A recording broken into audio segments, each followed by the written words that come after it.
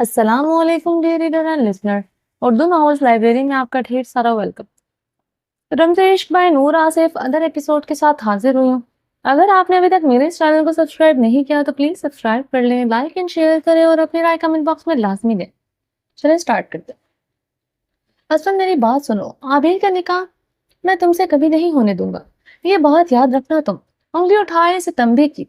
अच्छा कैसे रोकोगे, जरा वजाहत करोगे? असफन ने जवाबन इस्तेज़ाइया अंदाज में आईब्रो चुकाए थे। मैं जो भी करूंगा मगर ये निकाह नहीं होने दूं। जरान तुम कुछ भी नहीं कर सकते। असफन यार खान इसके बाद में बीच में ही काट गया था।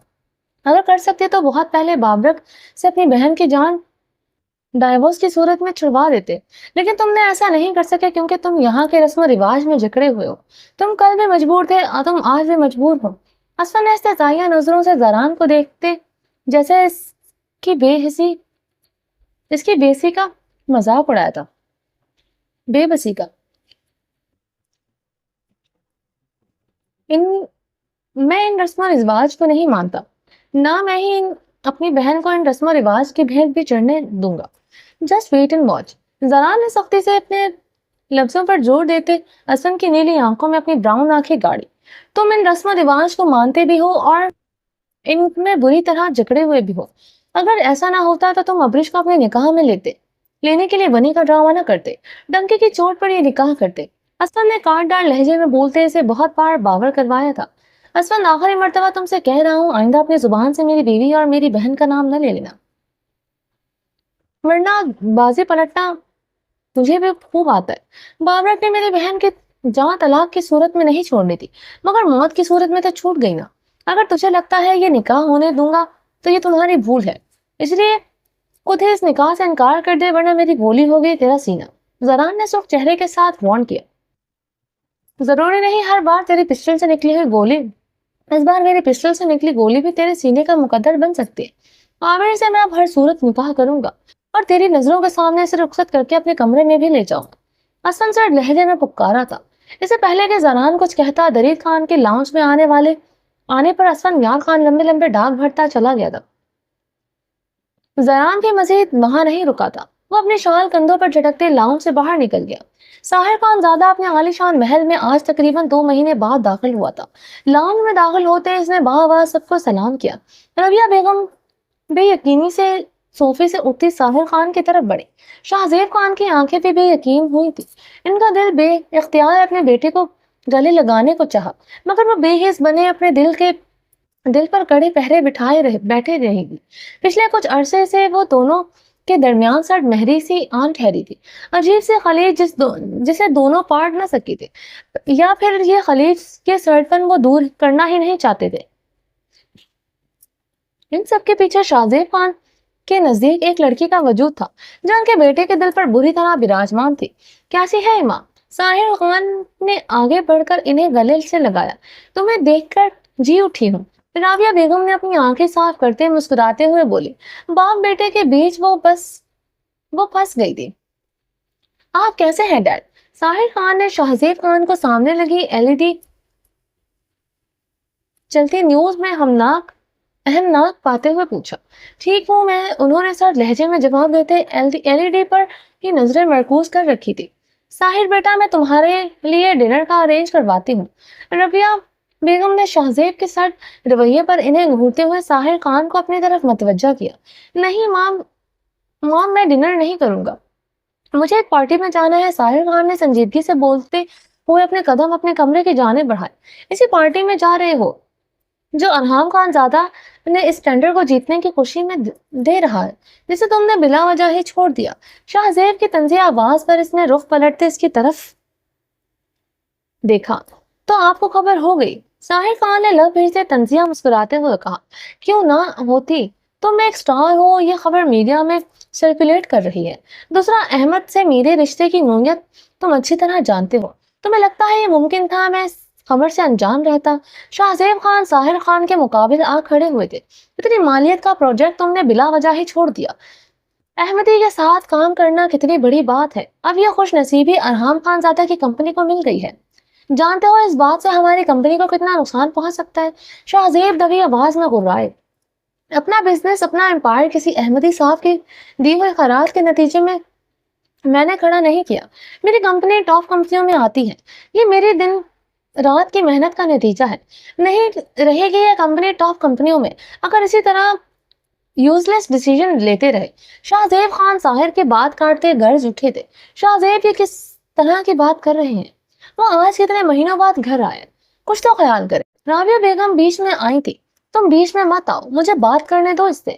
اس کی بیوقوفیاں، اس کا یہ جوب ہمیں کہیں کا نہیں چھوڑے گا. شاہ زیب کا غصے سے چہرہ سرخ پڑ رہا تھا. ساحر خان اب خاموشی سے سر سپاٹ چہرہ لیے انہیں دیکھ رہا تھا. اس کی آنکھوں میں اجنبیت بڑھی تھی جسے دیکھتے شاہ زیب نرم پڑے. دیکھو ساحر، صرف تم نے اسے نہیں کھویا، احمد نے اپنی بیٹی بھی کھوئی ہے. مگر دیکھو احمدی آج بھی اپنے بزنس کو لے کر کتنا سیریس ہے. شاہ زیب نے اسے رسانیت سے سمجھایا. سارا کچھ احمد انکل کی وجہ سے ہی تو ہوا ہے. ان کی خود غرضی کی وجہ سے وہ مجھ سے دور ہوئی. جب تک میں اسے ڈھونڈ نہیں لیتا میں چین سے نہیں بیٹھوں گا، نہ ہی احمد انکل کو معاف کروں گا. ساحر خان غصے سے بولتا اپنے کمرے کی طرف بڑھ گیا. ساحر خان شاور لے کر شرٹ لیس بلیک ٹراؤزر پہنے واش روم سے باہر نہ آیا تو اپنے کمرے میں موجود کرسی پر زرمش کو بیٹھا دیکھ کر ٹھٹک کر رکا تھا. زرمش کا کمرے میں موجود ہونا اس کے لیے حیرت کا باعث نہیں تھا، بلکہ اس کی اتنی تیاری نے اسے چونکانے پر مجبور کر دی تھی. وہ بلیک کلر کی خوبصورت سی ساڑی میں ملبوس تھی جس کا بلاؤز کافی چھوٹا تھا. ساڑی کا پلو بھی کافی باریک تھا. بلاؤز کے نیچے سے اس کی دودھیا بل کھاتی کمر جھانکتے اپنا دیدار کروا رہی تھی. گلا تھوڑا گہرا تھا. نیٹ کے فل سلیوز میں اس کی دودھیا بازو لشکارے مار رہے تھے. کھلے بازو اور لائٹ سے میک اپ میں وہ نظر لگ جانے کی حد تک خوبصورت لگ رہی تھی. وہ اپنی انگلیاں چٹکاتے نظریں جھکائے بیٹھی تھی. ساحر کے کمرے میں آنے پر بھی اس کی نظریں نہیں اٹھائی تھی. ساحر اس کا جھکی نظریں دیکھتا لب بھیجتے اس کی طرف بڑھا. کیا کر رہی ہے یہاں؟ کیوں آئی ہے میرے کمرے میں؟ ساحر خان اس کے بدن کے رنائیوں پر نظر ڈالتے ناگواری سے بولے. مجھے اپنے دوست کی مہندی پر جانا ہے. آپ سے کہنے آئی تھی کہ پارٹی میں جاتے ہیں مجھے بھی ڈراپ کر دیں گے تو مجھے ڈرائیور کے ساتھ نہیں جانا پڑے گا. زرمش نے اپنی لرزتی پلکیں اٹھائیں بمشکل کھڑے ہوتے کہا. اس کی کانپتی ٹانگیں اس کا لرزتا بدن ساحر خان پر عیا کر گیا. وہ اس کی ساڑی میں ہرگز کمفرٹیبل نہیں ہے. آپ سیریس ہیں زرمش؟ ساحر خان نے اس کے بازو کو دبوچتے اس کے حلیے پر نگاہ ڈالتے سنجیدگی سے دریافت کیا. زرمش نے اس کے سوال پر نظر اٹھائی اسے دیکھا. اس کی نظروں میں ناگواری کی لہر دیکھتے دوبارہ اپنی نظریں جھکا گئی تھی. اس کی کاٹدار نظریں اس کے اندر تک کاٹ رہی تھی. اس کے لہجے کی کاٹ سے زیادہ اس کی نظریں اسے تکلیف سے دوچار کر گئی تھی.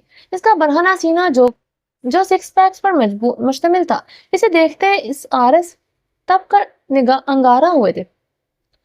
گرتی اٹھتی لرزتی پلکوں کے چمن نے مزید اٹھنے سے انکار کیا تھا.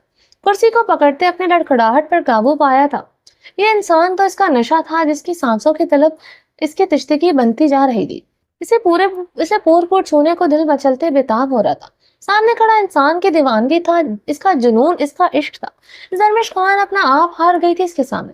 زرمش کی سرخ رنگت اور جھکی نظریں دیکھ کر وہ استہزائیہ مسکرا کر رہ گیا. مجھے شرٹ لیس دیکھ کر آپ سرخ پڑ رہے ہیں، مگر آپ اپنے سراپے پر آپ نے شاید ایک بار بھی نگاہ ڈالنا گوارا نہیں سمجھا جو آپ کے لیے شرم سے ڈوب کر مرنے کا مقام ہے. اتنی بے حیائی کہ مجھے آپ سے توقع نہ تھی. ساحر خان کے تصحیق زدہ جملے سنتے زرمش کو اپنے پیروں پر کھڑا رہنا مشکل لگا. وہ کیا کہہ رہا تھا؟ یہ سب تو اس کے لیے ہی تو کیا تھا. وہ اسے بے حیا کہہ رہا تھا. زرمش خان کی آنکھوں کی شبنمی بڑی تھی. اسی شبنم میں ساحر خان کا عکس دھندلا ہوا تھا. یہ کیا کہہ رہے ہیں آپ مجھے بے حیا کہہ رہے ہیں؟ زرمش اپنی تصحیق پر سرخ پڑتے احتجاجاً چلائی. تو پھر کیا کہوں آپ کو؟ آپ اس میں اپنی سہیلی کی مہندی پر جانے کی بات کر رہی ہیں. شاید آپ نے نظر بھر کر خود کو نہیں دیکھا. چلیے میں آپ کو دکھاتا ہوں اس کے لباس میں کیسی لگ رہی ہے. ساحر خان نے زرمش کو بازو سے چکر ڈریسنگ میرر کے سامنے کیا. زرمش کی اتنی ہمت نہیں تھی کہ وہ نظر اٹھا کر خود کو دیکھ لیتی. دیکھیے زرمش، کیسے آپ کا ایک ہارٹ کیک لگ رہی ہے. شوبز کی گھٹیا چیپ ماڈل بھی بدتر. ساحر نے ایک ایک لفظ چبایا تھا. آپ مجھے گھٹیا ماڈل سے ملا رہے ہیں. بھولے مت میں آپ کی منحوکہ ہوں. زرمش چیختے اعصابوں کے ساتھ دبی آواز میں چلائے. یہ بات میں نہیں بھولا زرمش، مگر آپ بھول چکی ہیں آپ نہ صرف میری منحوکہ ہیں بلکہ خانزادہ فیملی سے ہیں جہاں پر پردے کو بہت اہمیت دی جاتی ہے.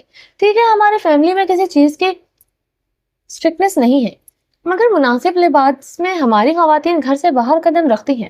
آپ کو یہ لباس بدن پر موجود ہونا نہ ہونا کے ایک کے برابر ہے. किस चीज की नुमाइश करना चाहते हैं आप, अपने खूबसूरती की या फिर अपने जिस्म की? साहिर खान ने सख्त बोलते हुए सवाल दागा। मैं ये लिबास अपनी नुमाइश के लिए नहीं बल्कि आपके लिए पहनना था। मुझे किसी की शादी पर नहीं जाना है बल्कि आपके लिए पहना है, ताकि मुझे ऐसे देखकर पिघल जाए और मेरे करीब आते मुझे अपना ले। जमीर गुस्से से चीखती, बेबसी से, एहसास से फूट फूट कर रोती। कितना मुश्किल था औरत के लिए अपने हुकूक की बात करना और लेना। बात बहुत आसानी से इसके किरदार पर आन ठहरी थी। जरमिश का वजूद हिचकोलों की जद में था। जरमिश, आपकी सोच कितनी घटिया है। आपको लगता है मैं आपको ऐसे देखकर आपके करीब आ जाऊंगा? आप मुझे इतना गिरा हुआ समझती हैं? साहिर खान नागवारी से बोला। साहिर, आप मेरे शौहर हैं, मुझे हक है आपके लिए बनना संवरना। आपको अपनी तरफ रागिब करने का हक रखती हूँ। एक बीवी कभी बेहया नहीं होती। वो बेहया थी जिसने अपनी खूबसूरती और मासूमियत से अपने जाल में आपको फंसाया। जरमिश, साहिर खान की बात हलक काटते के बल चिल्लाया। इसका हाथ उठा था जो हवा में ही एक मुअल्लिक रह गया था। अपने पहलू में गिराते वो अपनी मुट्ठी बीच से बेड की तरफ बढ़ते अपनी शर्ट उठाए पहनने लगा। जरमिश बेयकीनी से साहिर की पुश्त को देख रही थी। साहिर, मेरा वो मतलब नहीं था, आप प्लीज मुझसे नाराज ना हो। जरमिश साहिर की नाराजगी से डर से इस तरह बढ़ी। आपने अपनी हद पार कर दी है। जानती है वो मेरे लिए क्या मायने रखती है? फिर भी आपने इसे गाली दी। आपने भी तो मुझे गाली दी, जरमिश ने भराए लहजे में कहते इसकी बात काटी थी। आप इस तरह मेरे कमरे में आएंगे तो क्या चाहती थी कि मैं आपको बेड पर ले जाकर आपके बदन की रनाइयों को एजाज बख्शता? मेरे साथ रात गुजार कर मुझे ब्लैकमेल करना चाहती थी आप? साहिर ने गुस्से से गरजते हुए पूछा। अब आप मेरी तजलील कर रहे हैं, मेरी मोहब्बत को गाली मत बनाएं। जरमिर साहिर की बात सुनते रोते हुए चीख पड़े। मैं आपकी तजलील नहीं कर रहा। अगर करनी होती तो अभी तक आपको बेड पर लेकर जाकर तजलील भी कर चुका होता। आपको लगता है निकाह के रिश्ते में ये सब ही होता है, सिर्फ बदन की भूख होती है। अगर आपको ऐसा लगता है तो बहुत गलत लगता है। साहिर खान ने तासुब भरी निगाहों से जरमिश को देखा। वो इस बात पर अपनी नजरें झुका गई थी। सच्ची मोहब्बत इससे कहीं बढ़कर होती है। इसमें आपके साथ अपना ये ताल्लुक इस्तवार भी कर लेता है। सुबह होते आपको पहचानने से इनकार कर देता है। गुजारे रात के लम्हात भुला देता है। तो बोलिए क्या क्या कर लेती आप? इसके जिस्म को नहीं, अपने दिल को मेरे काबिल बनाइए मिस जरमिश खान। साहिर खान ने जरमिश के दिल के मकाम पर उंगली रखते सपाट लहजे में अपने लफ्ज छिपाए थे। इस दिल पर तो इसका कब्जा है, मैं कैसे वहां जगह पा सकती हूँ? जरमिश खान की आंखों से आंसू बहते इसकी शफाफ आरिस और इसकी गर्दन को भिगोने लगे थे। जरमिश, खुद को मत थकाएं, मैं आपको आजाद कर देता हूँ। मैं आपके बारे में सोच सकती हूँ, आप अपने बारे में सोच सकती है। साहिर के लफ्ज सुनते जरमिश को अपनी रूह फना होती महसूस हुई। कैसे कह सकते हैं आप ये सब? मैं आपकी इज्जत हूँ, मुझे छोड़ने की बात कैसे कर सकते हैं, जबकि मैं आपका इंतजार सारी जिंदगी कर सकती हूँ। जरमिश साहिर की तरफ बढ़ती इसकी शर्ट को मुट्ठियों में दबोच गई थी। जरमिश, आप अच्छी तरह जानती हैं जब ये निकाह हुआ था हम दोनों को इसका निकाह के मफहूम का भी नहीं पता था। मुझे तो बहुत बाद में खबर हुई थी कि आप मेरी मनहूका हैं। तब तक बहुत देर हो चुकी थी, ये दिल इसका हो चुका था। साहिर खान ने इसकी आंखों से वो बहते आंसू अपनी नरमी से उंगलियों के पूरों से चुने। जरमिश ने इसके लम्स पर अपनी आंखें मींची थी। आपको नहीं खबर थी मगर मुझे तो खबर थी, और मैंने बचपन में ही आपको अपना सब कुछ मान लिया था। इतनी मोहब्बत से आपसे की कि खुद भी छुपाती रही, कहीं मेरी मोहब्बत को मेरी नजर न लग जाए। काश मैं इसे सब कुछ बता देती तो वो आपको खुद की तरफ बढ़ने से रोक देती। जरमिश हिचकियां लेते साहिर खान के सीने पर सर रख चुकी थी। तो मानती है वो मासूम थी, वो बेहया नहीं थी। अब वो भी इसकी की बात कर रहा था, इसलिए एक एक लफ्ज सुनना इसे गवारा न था। वो कब उसे अपने दिल में जगह देगा? जरमिश ने हिचकियां भरते नरमी से ना महसूस अंदाज पर इस सितमगर के सीने पर अपने लब रखे। साहिर खान इसके लम्स पर गहरी सांस खींच गया था। मैं सिर्फ आपसे हमदर्दी ही कर सकता हूँ, क्योंकि मेरे दिल में आपके लिए हमदर्दी के अलावा कोई जज्बा नहीं है। साहिर खान इसके हाथों को अपनी शर्ट से जुदा करते अपने कमरे से निकल गया। इसके जाने के बाद जरमिश बेड पर गिरते फुट फुट कर रो दी। इसकी खुशबू जो थोड़ी देर पहले इसके बदन का हिस्सा बनी थी, इसमें वो रोते रोते भी गहरी सांसें भरते अपने अंदर उतार रही थी। अब पता नहीं कब इस सितमगर की खुशबू महसूस करने को मिलेगी। पार्टी की गहमा गहमी में अपने अरूज पर थी। अरहाम खान सादा ब्लैक डिनर सूट में मलबूस था, जिसमें एक सुर्ख और सफेद रंगत बहुत नुमाया हो रही थी। तीखे मगरूराना नकुश पर घनी बेड़ اس کی وجہ پرسنالٹی پر بہت سوٹ کرتی تھی۔ آج وہ پوری پارٹی میں آئے ہوئے لوگوں کی مرکز نگاہ تھا۔ 500 کروڑ کی مالیت کا پروجیکٹ حاصل کرنا چھوٹی بات نہیں تھی۔ پارٹی میں آئے ہوئے لوگ ارحام خان زادہ کو رشک و حسد بھری نگاہوں سے دیکھ رہے تھے۔ آج پارٹی میں دوسرے شہر کے بھی تمام بڑے بڑے بزنس مین تھے۔ یہ پارٹی ارحام خان زادہ نے تھرو کی تھی، مگر احمد خان صاحب بھی آج پارٹی میں آمد متوقع تھی۔ ان سے ملنے کو بہت سے بزنس مین کافی بے چین تھے۔ ان سے ملنا کوئی چھوٹی بات نہیں تھی۔ ارحام خان زادہ نے واقعی میں خوش قسمت تھا جو احمد خان کے ساتھ کام کر رہا تھا۔ وہ احمدی نے آج اس پارٹی میں آنے کی حامی بھر لی تھی۔ ارحام اپنا ڈرنک کا گلاس ہاتھ میں پکڑے اپنے کچھ بزنس سرکل کے لوگوں کے بیچ کھڑا ان سے باتیں کرنے میں مصروف تھا کہ امتیاز رحمان کا بلند آواز میں کیا گیا تبصرہ وہاں کھڑے سب کو اپنی طرف متوجہ کر گیا۔ آپ کی قسمت کا ستارہ بہت بلند ہو چکا ہے۔ یہ پروجیکٹ ملنا بہت بڑی بات ہے۔ 500 کروڑ مالیت کا پروجیکٹ حاصل کرنا چھوٹی بات نہیں۔ You achieve a big achievement. Arham کے ایک بزنس حریف نے مسکراتے ہوئے کہا تو سب نے ارحام خان زادہ کو رشک بھری نگاہوں سے دیکھا تھا۔ ارحام بھی زیر لب مسکرا گیا تھا۔ بات تو سچ تھی، وہ واقعی میں خوش قسمت تھا، اتنی بڑی کامیابی حاصل کی تھی۔ امتیاز صاحب کی نگاہوں میں وہ اپنے لیے رشک و حسد کے شعلے بھڑکتے دیکھ کر مسکراہٹ لبوں سے گوشوں میں دبائے انہیں محفوظ نگاہوں سے دیکھ رہا تھا۔ امتیاز رحمان اس کا سب سے بڑا بزنس حریف تھا جس سے اس کی ٹکر کی مقابلہ بازی تھی۔ آئی تھنک مسٹر ارحام کو ساحر خان کا شکریہ کرنا چاہیے۔ اگر وہ یہ پروجیکٹ نہ چھوڑتے تو کبھی مسٹر ارحام کو نہ ملتا، چاہے مسٹر ارحام کتنی ہی ایڑیاں کیوں نہ رگڑ لیتے۔ امتیاز رحمان کے لہجے میں جلن کے ساتھ تصحیق شامل ہوئی تھی۔ ارحام خان زادہ کے چہرے پر محم سی مسکراہٹ امتیاز رحمان کو اپنا مذاق اڑاتی ہوئی محسوس ہوئی تھی، اس لیے ارحام خان زادہ کے چہرے کی مسکراہٹ چھینی چاہی تھی جس میں وہ کامیاب بھی رہا تھا۔ ارحام خان زادہ کی مسکراہٹ چمٹی تھی، چہرے میں سرخی سی گھلی تھی۔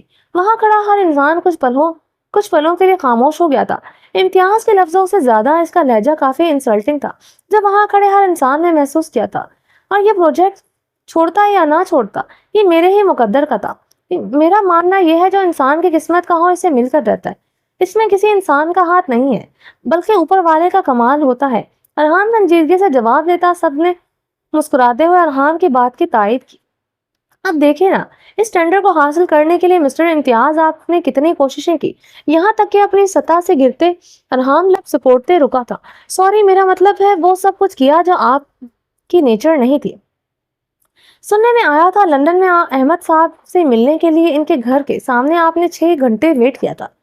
بدقسمتی سے آپ کی ملاقات نہ ہو سکی، لیکن کوئی بات نہیں، آج پارٹی میں وہ آ رہے ہیں، مل لیجیے گا، شاید کوئی چھوٹا موٹا پروجیکٹ آپ کو مل ہی جائے۔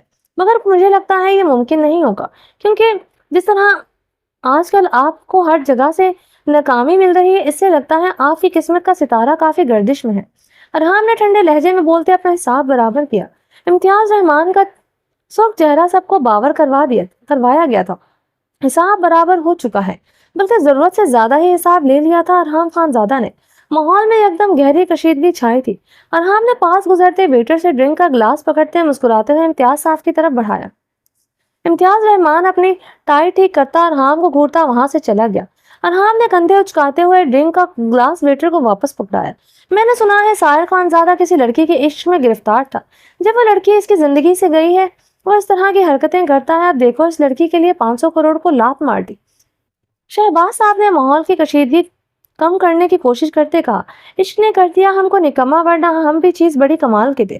کسی اور نے بھی ساتھ دیتے ٹکڑا لگایا تو سب ہنس پڑے تھے۔ ارحام خان زادہ کے لبوں پر بھی مدھم سے مسکراہٹ دوڑے۔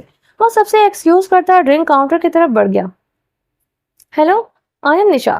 وہ ڈرنک کاؤنٹر کے ساتھ ٹیک لگائے کھڑا تھا کہ ایک بہت خوبصورت لڑکی نے ارحام خان زادہ کی طرف اپنا ہاتھ بڑھایا۔ السلام علیکم، میں ارحام خان زادہ۔ ارحام نے اس کے بڑے ہوئے ہاتھ کو نظر انداز کیا گیا تھا۔ نشا کے چہرے پر بہت سی گہری مسکراہٹ رقصاں ہوئی تھی۔ اس نے اپنے برہنہ شولڈر سے اپنے کندھوں سے نیچے آتے سلکی شولڈر کٹ بال ایک ادھر سے جھٹکے تھے۔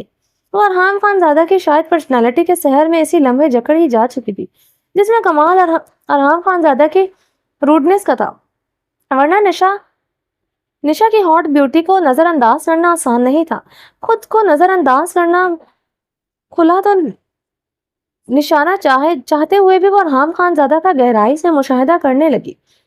وہ دور سے اس کی پرسنالٹی سے کافی امپریس ہوئی تھی، نزدیک سے ارحام کو دیکھتے اس پر مر مٹی تھی۔ اسے خود کا بہت گہری نظروں سے مطالعہ کرتے دیکھ ارحام نے بیزاری سے اپنی اس پر نظر ڈالی، جو بلیک سکنی شرٹ میں ملبوس تھی۔ اسکرٹ اور شرٹ کی فٹنگ اس کے جسم نمایاں کرتے ہوئے بہت سے مردوں کو اپنی طرف متوجہ کر رہا تھا، جس سے اسے ذرا پرواہ نہیں تھی۔ شاید یہ ڈریس مردوں کو اپنی طرف متوجہ کرنے کے لیے ہی پہنا گیا تھا۔ ارحام اسے مکمل اگنور کرتے اپنے ڈرنک کے گھونٹ بھرنے لگا۔ I like your attitude۔ اب سمجھ آیا ڈیڈ نے آپ میں کیا دیکھا؟ نشا نے ارحام کی وجہ پرسنالٹی کو مسکراتے نگاہوں سے بغور دیکھتے ہوئے کہا۔ کیا مطلب؟ آپ احمد صاحب کی بیٹی ہیں؟ ارحام اس کی بات پر چونکا تھا۔ جی میں نشا، احمد صاحب کی ون اینڈ اونلی ڈاٹر۔ اب تو مجھ سے ہاتھ ملانے میں کوئی حرج نہیں۔ نشا نے ایک بار اپنا خوبصورت ہاتھ پھر سے ارحام کی طرف بڑھایا۔ ارحام نے ایک نظر بڑھتے ہوئے ہاتھ کو دیکھا، پھر وہ گہرا مسکرایا۔ آئی ایم سوری، مجھے اس سے کوئی فرق نہیں پڑتا آپ کس کی بیٹی ہیں، کس کی نہیں۔ میں کسی کے لیے بھی اپنے اصول نہیں بدلتا۔ ارحام نے مہم سا مسکراتے ہوئے اپنی ڈرنک کا گلاس نشا کے گلاس کے ساتھ ٹچ کیا تھا۔ ارحام نے انداز پر نشا کا گہرا کہنکا گونجا۔ I like this attitude۔ آپ نے تو مجھے پہلی نظر میں امپریس کر دیا۔ مجھے آپ جیسے ہی مرد پسند ہیں، لگتا ہے میری آپ سے خوب جمے گی۔ نشا نے اس کی طرف مڑتے اس کا کالر ایک ادائے بے نیازی سے ٹھیک کرتے ارحام کے انابی لبوں پر پھونک ماری تھی۔ ارحام اس کی حرکت پر لب بھینچ کر رہ گیا۔ ارحام اسے مکمل طور پر اگنور کرتے اپنے موبائل کی طرف متوجہ ہوا۔ کی طرف مڑتے اپنی ڈرنک کا آرڈر دیا تو وہ ارحام خان زادہ اس کے لیے اپنی ڈرنک گلے سے اتارنا مشکل ہو گیا تھا۔ وہ لڑکی ہو کر اتنی ایڈوانس تھی، اس نے مرد ہو کر بھی کبھی حرام مشروب کو ہاتھ نہیں لگایا۔ احمد صاحب جیسے سوبر انسان کی بیٹی ایسی تھی، یہ ہضم کرنا کافی مشکل تھا۔ وہ اس کے برہنہ پشت کو دیکھتے سوچ کر رہ گیا۔ اب احمد صاحب کی بیٹی ایسی نہیں ہوتی تو کس طرح کی ہوتی؟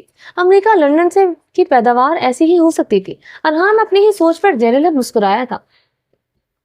ارحام کو خود کی طرف مسکراتا دیکھ کر نشا نے آنکھ ماری لی۔ اس کی حرکت پر ارحام اب تعصب سے سر ہلا کر رہ گیا۔ اس لڑکی کے ساتھ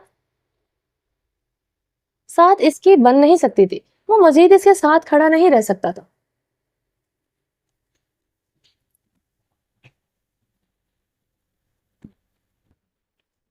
وہ پارٹی میں آئے ہوئے مہمانوں کی طرف بڑھتے ہی لگا تھا کہ ساحر خان کی پارٹی میں آمد ہوئی۔ وائٹ جینز پر وائٹ شرٹ میں ملبوس تھا، شرٹ بھی کونیوں تک فولڈ کی ہوئی تھی، اپنا کوٹ بازو پر ڈالے ہوئے تھا۔ اسے دیکھتے پارٹی میں آئی ہوئی خواتین کی طرف بے قراری سے لپکی تھی۔ آج کی پارٹی میں میڈیا بھی موجود تھا، وجہ ساحر خان اور احمدی صاحب کی آمد تھی۔ تمام کیمرے حرکت میں آئے۔ ہائے! نشا نے ساحر خان کو دیکھتے دل پر ہاتھ رکھا۔ ارحام نے اس کی آہ بھرنے پر اسے مڑ کر دیکھا۔ یہ میری زندگی کا پہلا کرش ہے، میری پہلی محبت۔ نشا نے دل پر ہاتھ رکھ کر پھر سے آہ بھری تھی۔ ارحام کو کسکی ہوئی لگی تھی، جو کسی بھی مرد کے متعلق ایڈوانس گفتگو کر کے ذرا ہچکچاتی نہیں تھی۔ آپ مجھے ایسے کیا دیکھ رہے ہیں؟ میں سچ میں ساحر خان سے بہت محبت کرتی ہوں، مگر ساحر خان کسی اور کا دیوانہ نکلا۔ وہ سچ میں بہت لکی تھی، جتنی وہ خوبصورت تھی اتنی ہی لکی کہ ساحر خان زادہ جیسے انسان پر مرتا تھا۔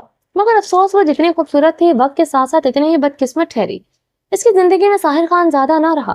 اب ساحر خان زادہ جیسا بندہ کسی کی زندگی میں نہ رہے، وہ بدقسمت ہی ہوگا۔ نشا نے ساحر خان زادہ کو دیکھتے ہوئے کوئی لہجے میں بولتے ارحام خان زادہ سے سوال کیا۔ ارحام اس کے سوال کو نظر انداز کر کے ساحر خان زادہ کی طرف بڑھا۔ اس سے پہلے وہ اس کی طرف بڑھتا ساحر خان زادہ اسے اپنی طرف آتا دکھائی دیا تھا۔ ساتھ ساتھ کیمرہ مین رپورٹر بھی ان کی طرف بڑھے تھے، جنہیں ساحر خان نے ہاتھ کے اشارے سے آگے بڑھنے سے روکا تھا۔ وہ خود ارحام کی طرف بڑھا۔ کانگریچولیشنز مسٹر ارحام خان زادہ، آپ اس ٹینڈر کو ڈیزرو کرتے ہیں۔ ساحر نے دلکشی سے مسکراتے ہوئے ارحام کی طرف اپنا ہاتھ بڑھایا، جسے ارحام خان زادہ نے شائستگی سے تھام لیا۔ تھینکس، مگر مجھے لگتا ہے یہ ٹینڈر چھوڑ کر آپ نے غلطی کی ہے۔ ارحام نے مسکراتے ہوئے کہا، غلطی تو وہ ہوتی ہے جس میں انسان پچھتاتا ہے، مجھے تو کوئی پچھتاوا نہیں ہے۔ ہاں، اس ٹینڈر کو حاصل کرنا غلطی ہو سکتی ہے۔ ساحر خان زادہ دلکشی سے مسکرایا تھا، مسکرانے پر اس کے گال پر گڑھا سا بھر کر معدوم ہوا تھا۔ اس منظر نے دور کھڑے کیمرہ مینز نے اپنے کیمروں میں محفوظ کیا تھا۔ اس کا مطلب ہے آپ نہ غلطیاں کرتے ہیں اور نہ پچھتاتے ہیں، ارحام نے جواباً مسکراتے ہوئے کہا۔ ساحر خان زادہ کی ایک ہی غلطی اس کی جان کا روگ بن گئی ہے، وہ تھی معصوم کو بہت سارے زہریلو بچھوؤں میں تنہا چھوڑ دینا۔ اس کا جو نقصان مجھے ہوا ہے اس کے بعد کوئی غلطی نقصان معنی نہیں رکھتا۔ ساحر خان کی سب آنکھوں میں سرخی سی اتری تھی۔ ہیلو ساحر، نشا نے آگے آتے ہوئے اس کی طرف ہاتھ بڑھایا۔ کیسی ہو نشا؟ ساحر نے مسکراتے ہوئے اس کا ہاتھ تھاما تھا۔ اسی لمحے وہ خود پر قابو پا چکا تھا۔ سبز آنکھوں میں اب سرخی کہیں نہیں تھی۔ اب بالکل ٹھیک ہوں۔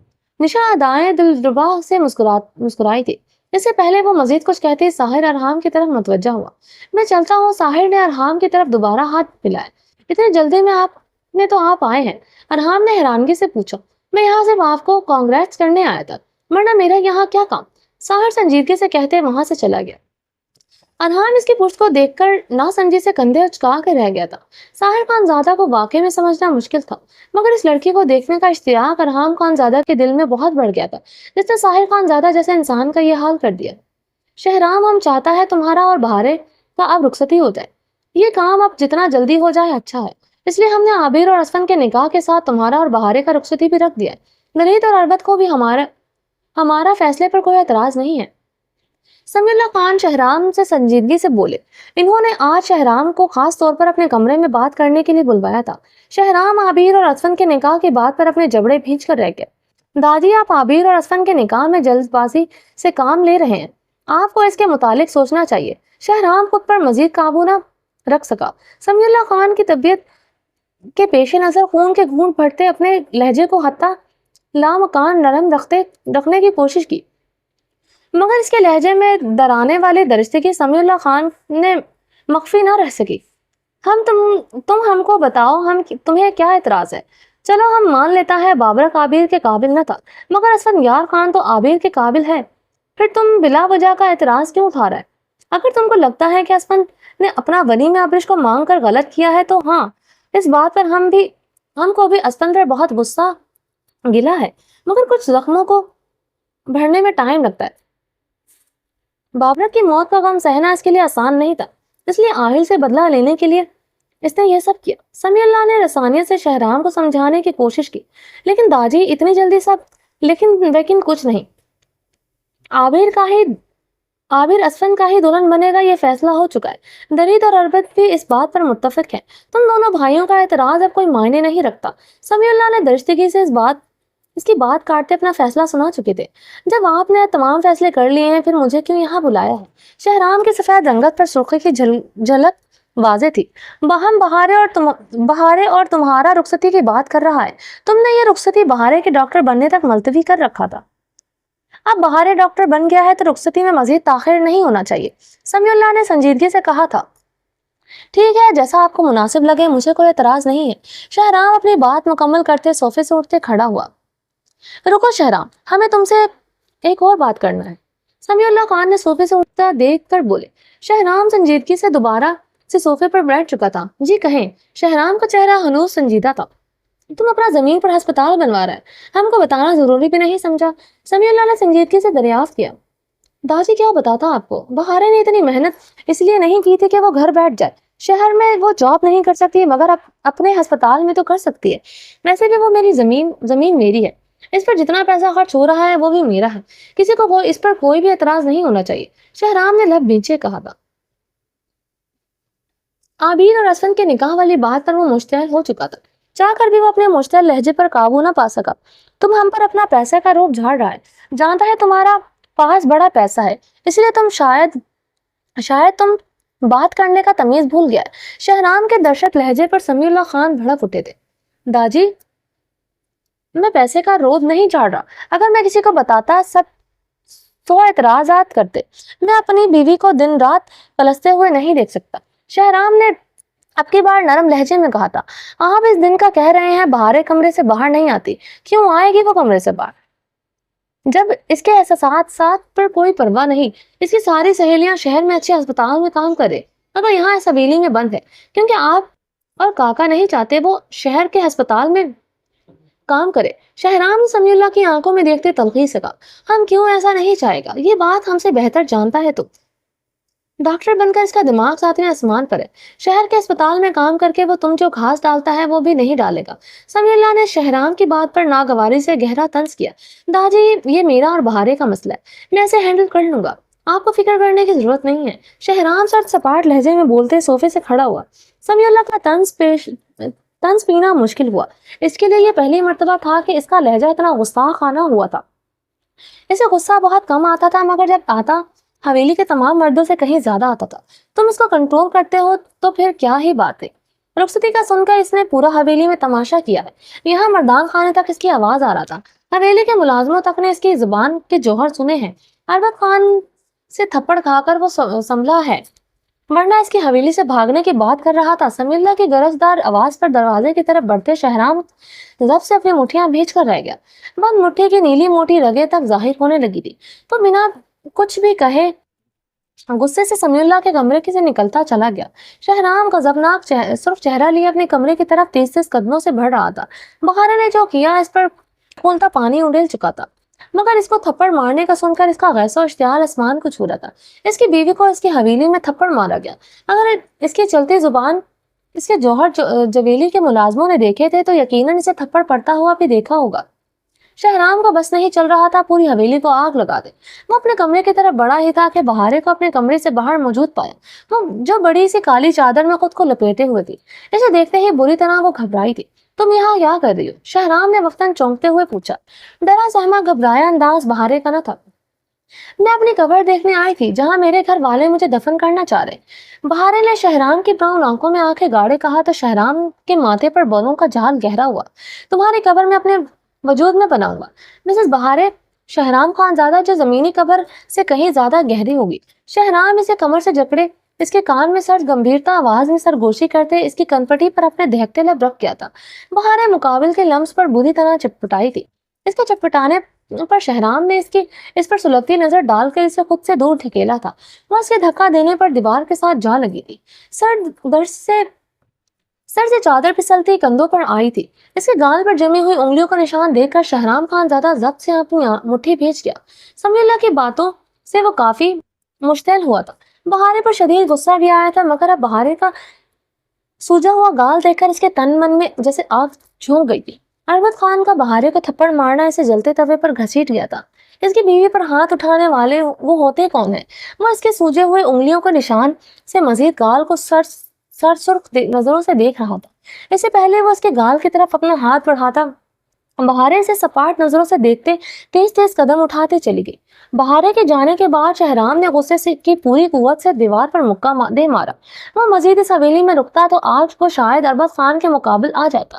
سب کچھ گوارا تھا، مگر اپنے لاڈلی بیوی پر ایک آنچ بھی گوارا نہ تھی۔